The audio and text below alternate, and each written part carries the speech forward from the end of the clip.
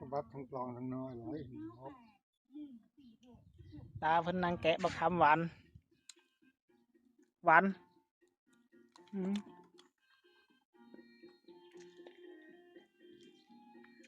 แกะเอาแต่เนื้อมัน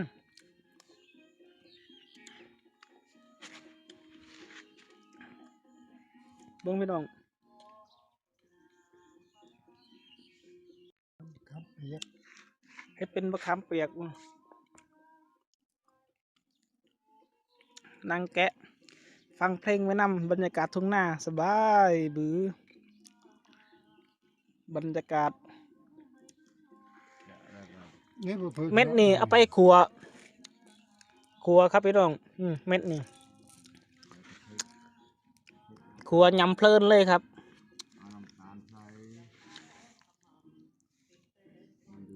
อันนี้ก็หวานเลย